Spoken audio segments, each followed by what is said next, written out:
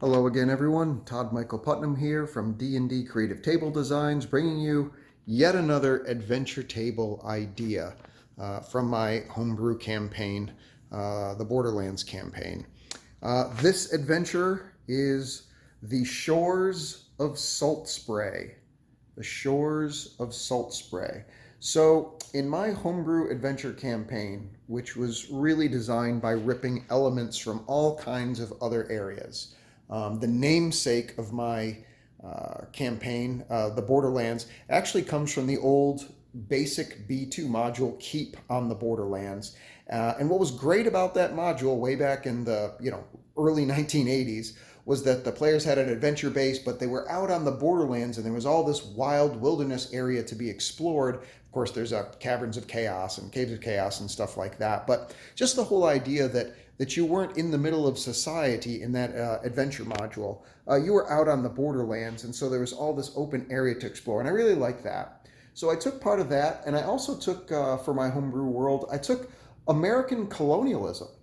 And that instead of just being out on the Borderlands, that the Borderlands instead would be an entirely new continent, not unlike what America was back in the colonial times. So there's an entire continent to be explored, and that the home continent, or the home world of Liberia, if you will, where most of civilization had originally come from, so to speak, it was being ruled by an empire, and it was sending ships and troops and people over to try and populate the new world and explore it and exploit it, of course, for its resources and wealth and opportunities. And of course, there ends up being multiple factions when you do that. You've got the empire that's doing things, trying to expand its reaches. You've got wood elves that are basically playing the part of the Indians that are indigenous to this continent, and there's a long history that goes back with them as well, and a civil war that they had. But the wood elves, of course, are all tribal in nature, and so some of them might be quasi-friendly with settlers coming in. Others could be outright hostile. And the empire's been for about a century trying to push the borders forward, and of course, it's been met with great resistance from the wood elves who resent having their areas intruded upon.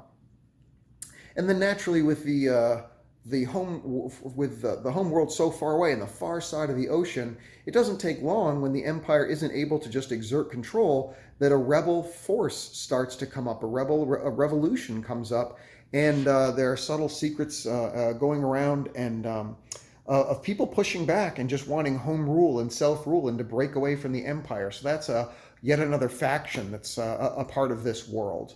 And so you got all kinds of stuff going on with that, and there's a number of other things. Where my adventure is at this point, where my players are in the campaign, is they were at a keep out in the Borderlands, obviously. They discovered there was a drug trade that was going on and that was coming through. There was a ship that they heard that eventually that they brought stuff in from called the Lady Blood Moon. And the crew from the Lady Blood Moon would bring drugs in and try and basically sell them to the guards and stuff like that, and try and undermine the empire basically by getting the guards hooked on drugs and other people in power, the nobles and stuff. Basically just try to undermine society and make things more difficult while making a profit for themselves and funding the rebel alliance. The players weren't necessarily for or against the rebels, but they were definitely against the drugs being in the area. And so, open world nature that I have, they chose to go back and not really choose a side on either the rebels or the empire itself, but rather just to get rid of the drug trade itself. And that led them to here, all of that preamble, led them to here, basically, the town of SaltSpray. It's a little port town. It's not very large. It can service a couple of good-sized ships, but the port itself is not large enough that it's high on the Empire's list. And so, as long as they pay their taxes and there isn't too much trouble, the Empire tends to kind of not really pay much attention because it's sort of a quiet area. Because it's sort of a quiet area, there's stuff that's going on here. It's not that the drug trade is out in the open or that smugglers are completely out in the open. The mayor of this area wants to keep everything copacetic and calm and peaceful, and so he basically tries to play both sides. He makes sure that taxes and stuff get collected to keep the empire off his back, but he also doesn't search too closely on cargo coming in, so that if there's any smuggling or trading or illegal stuff that's going on, as long as it's not overt, as long as it's plausibly deniable, he just kind of turns a blind eye to it. And that allows the people that do that kind of stuff, they also stay off of his back while he collects a nice tidy profit. So he's basically not necessarily playing both sides against each other, but it's more of a town of opportunity, because it's not right in the center. It's just low enough profile that things can slide by in either direction.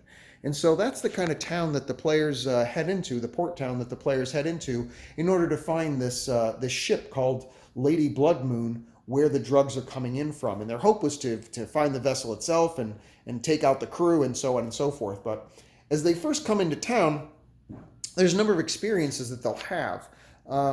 One is they're going to come across a group of people in white robes, and they've got symbols on their chests, and they seem to be very serious about what they're doing. And as they're marching down the road, women and children and couples and stuff will actually kind of move off the side of the road in deference to them, in a certain amount of fear. And it turns out that what these guys are Templars. These guys are basically holy knights, a holy order that has decided that in the new world, they are going to cleanse it of the apostates. They're going to cleanse it of the people that do not believe in the true gods. And so they've decided to declare holy war. They do not work directly for the emperor, but because they support the emperor's divinity, they have his support, even if he's not directly financing them. And so these guys are crusaders that come into town, and they have a very rigid thought process about right and wrong and how things are. And their methodology can be quite brutal, and they can be quite unforgiving. And the players, this could be something that is a very small, just something that they notice, that they realize, oh, there's a new faction on the board, so to speak, that for them to deal with.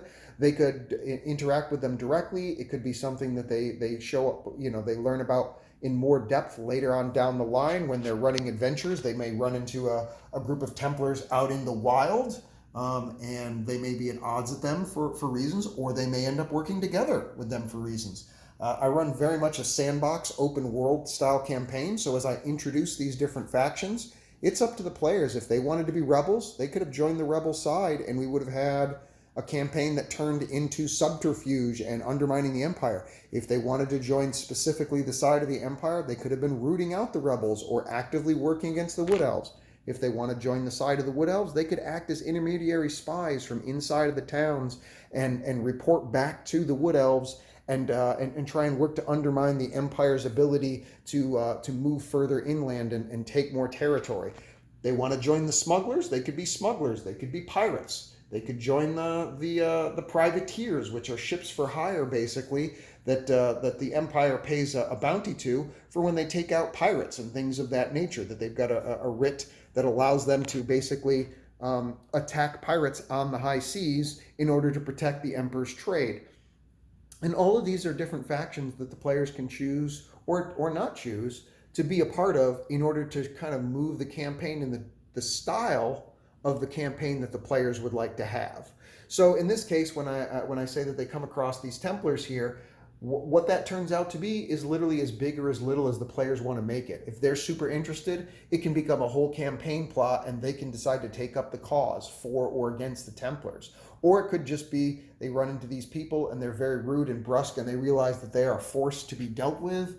And it's something that they're going to watch for in the future and keep a wary eye on to see just how much force and influence these guys are going to exert in the new world.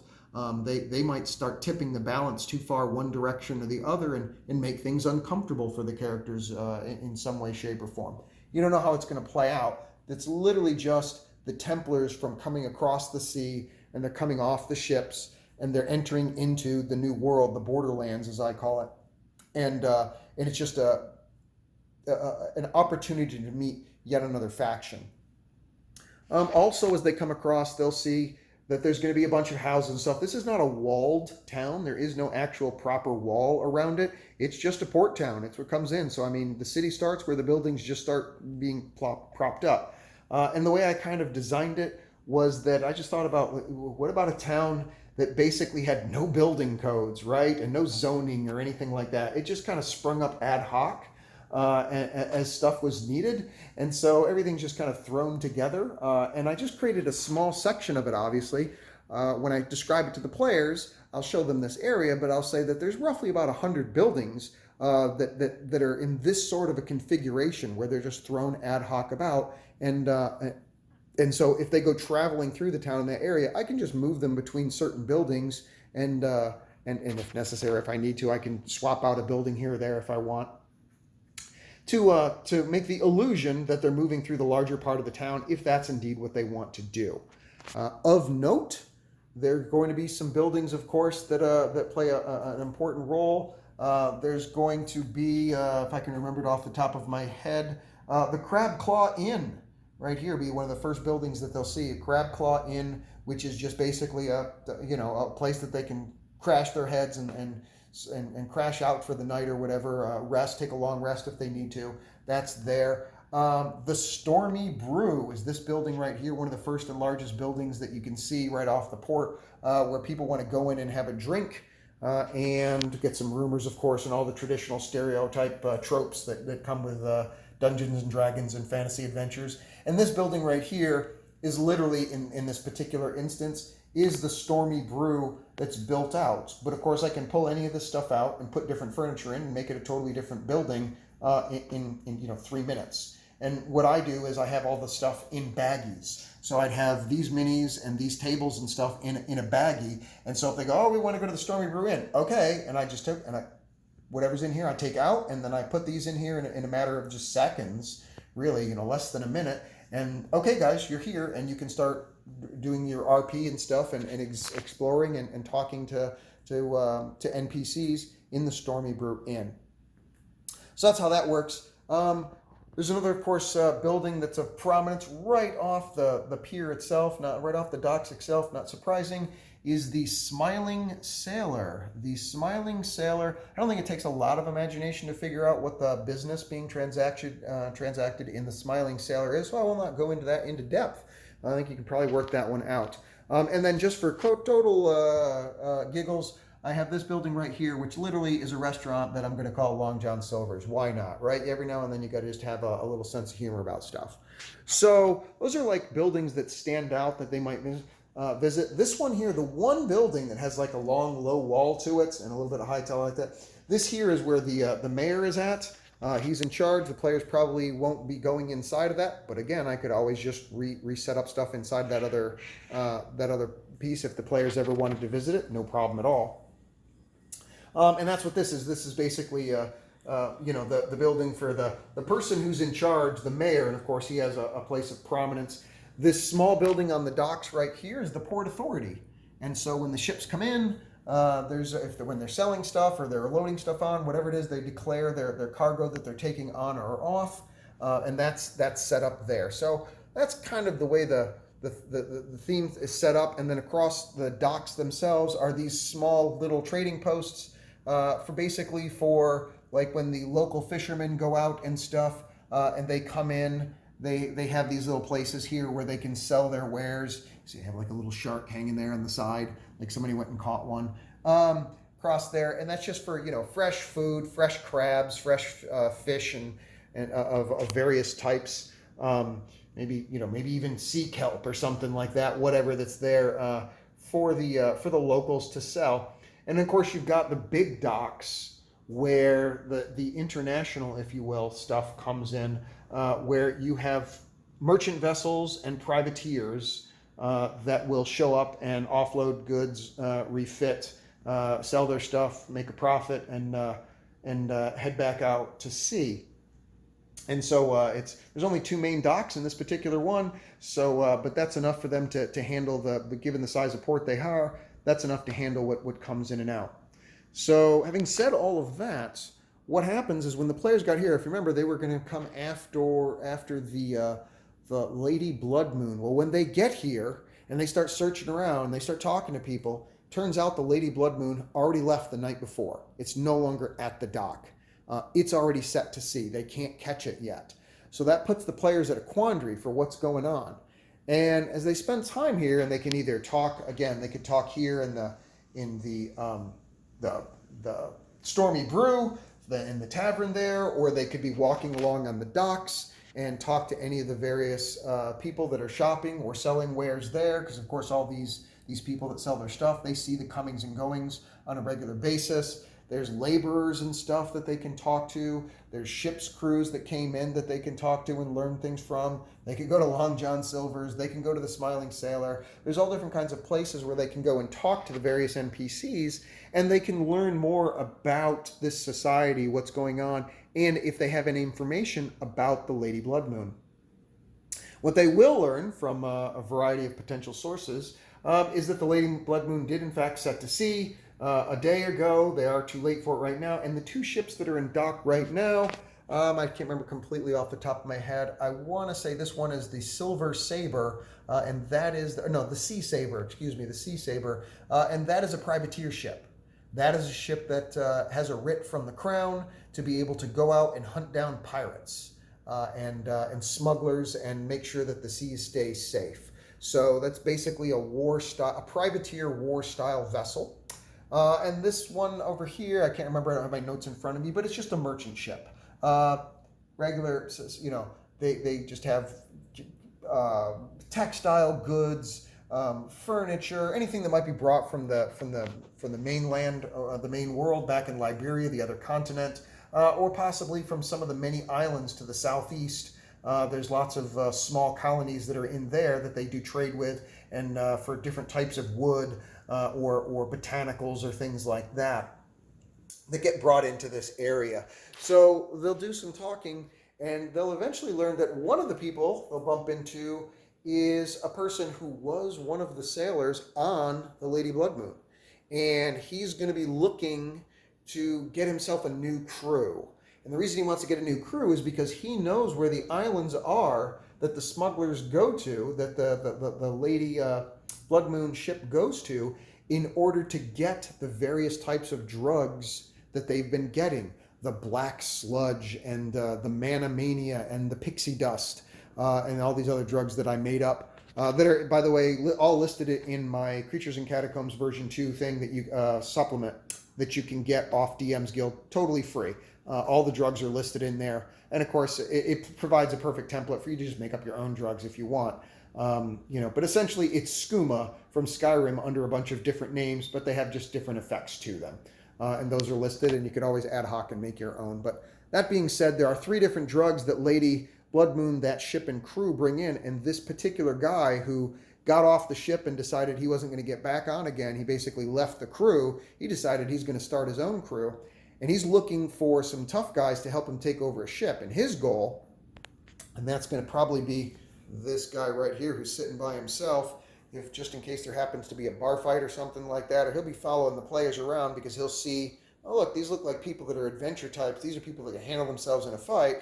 I can bribe them to be part of my crew, is his thinking, and get them to help me get a ship, and then they'll be my lieutenants, and I can then go to those 3 islands, and which only he knows the location of in this area of it, and he'll give a larger percentage of the share to the players than the rest of the crew, but of course he's going to keep the lion's share for himself. So his goal basically is just to go into business for himself in the drug trade.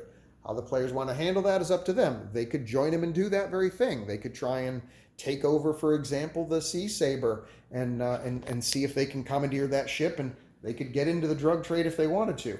Or they could lie to the guy, and they could say, yeah, that sounds great. And then they could go back and double cross him and actually talk to the commander of the Sea Saber, let him know, hey, you're a privateer, you're hunting down pirates. This guy's got information for where the Lady Blood Moon sails. So let's trick him to get him onto our ship and get him onto your ship. You take us on as part of your crew. We'll go to those islands, and not only will we take out the Lady Blood Moon at some point when we run across her, but maybe we can actually take out those islands as well, and we can all get a big bonus from the Empire.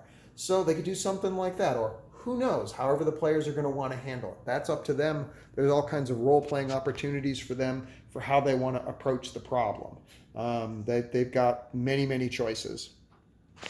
Also in the ears, there's going to be a Thieves Guild gang roaming around that they'll pickpocket one of the players, and I'll check against, of course, their passive perception to see if they realize some of their coins have been removed. And if they decide to, if they recognize it and they see the person that's doing it, they follow them along, then they'll be running through the streets and whatnot. They'll have to do some tailing to try and keep, and then finally they'll lead the players back to this area here where the little thugs will basically have an ambush waiting for them. So that's another opportunity for a combat type thing to happen within the confines of this map. Also, a non-violent combat, or I should say a non-lethal combat, could be here in the Stormy Brew, where if they get into fights, I've had bar fights before. My players love those things, so that's something they can do as well. There's another opportunity there.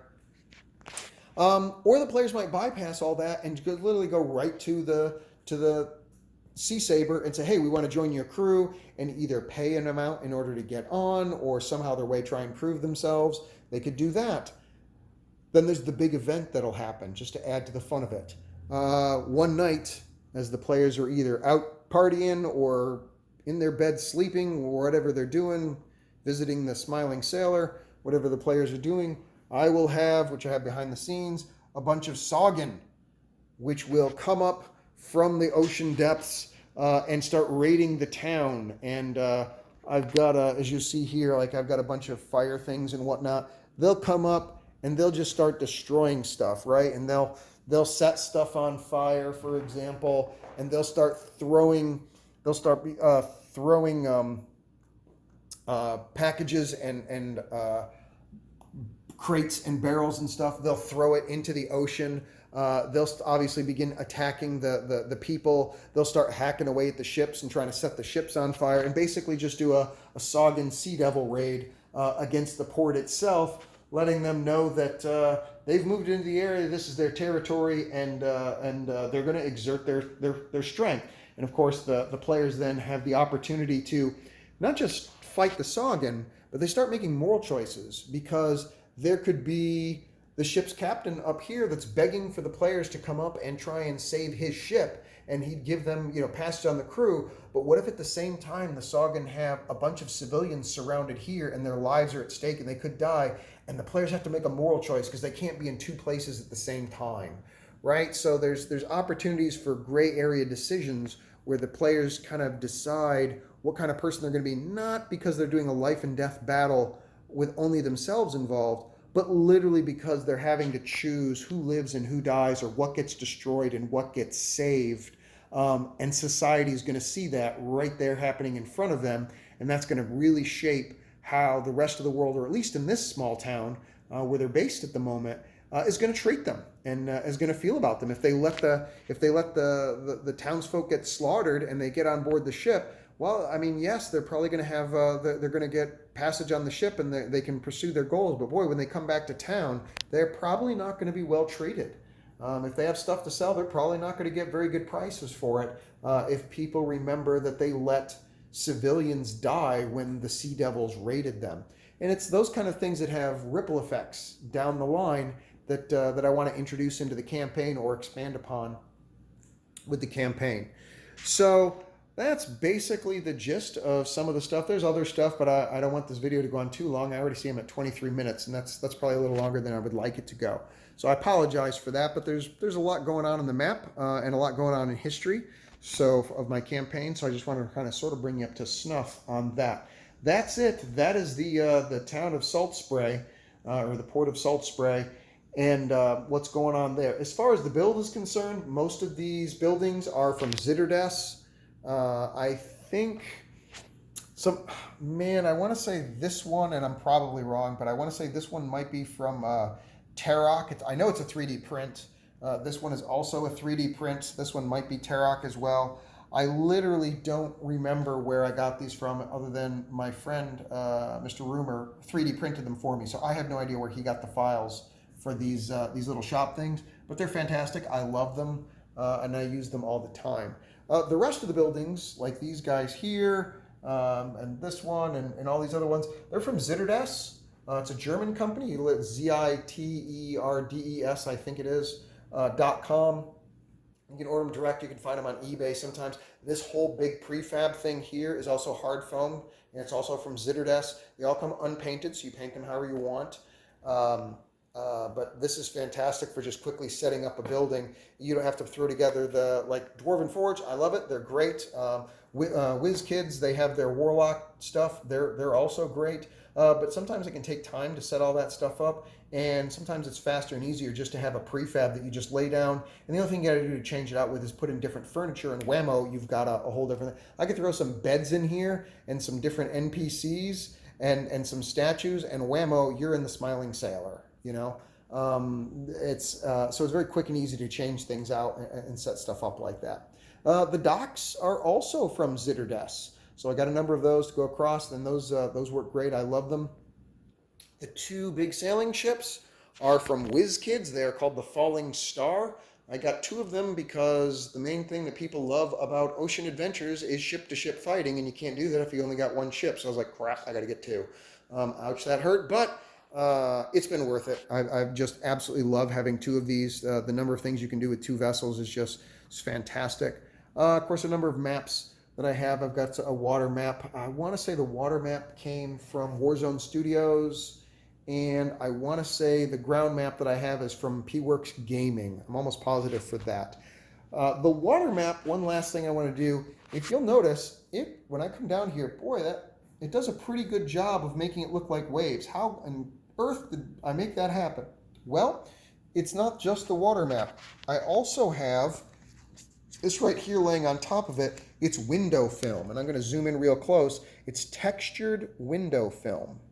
You literally can go to Amazon.com and look for window film. Do a search for that, and it's got natural ripples and stuff on it, and it's just absolutely great at making water look like it's coming alive. If you put a water map underneath it, it picks up on it great. You can also put a swamp map underneath it, and it picks up off of that great too, and it gives the effect of shallow water really good. It just gives that little tiny ripple effect that's missing otherwise, and really just helps sell the scene. So you can get that off Amazon.com. That's where I got mine from. There's obviously different sizes and stuff, and just get the textured one. There's various textured ones. The one I got, I'm trying to zoom in here, you can see the tiny little bubbles that are in there, and it just works great. It just really sells it that it's most water. The road thing, I've had questions about that. Last one, I got this from a company that's no longer in business, so I can't even remember what the company's name is. So, but I use it all the time. But it's something, if you're a crafter, you can certainly craft those road things easily enough. I'm sure if you go to Black Magic Craft or something, who's fabulous, you should be following him if you're not. Check out all of his stuff. He's just absolutely amazing. If you want to craft your own, I'm sure he's got videos that show you how to craft roads without a doubt, or I'm sure other YouTubers do as well. So that's it. That is SaltSpray. Sorry, this one went a little bit long. Hope you enjoyed it. Please like and subscribe. Probably should have said at the beginning, but if you like the content, if you're enjoying the adventure ideas that we're laying out here, then please like and subscribe and let your friends know. And that lets me know to keep making the videos. And so thank you so much for tuning in and checking it out, and your positive comments. Really appreciate it. And I will see you next adventure. Take care, guys, and have a great day. Thanks for listening.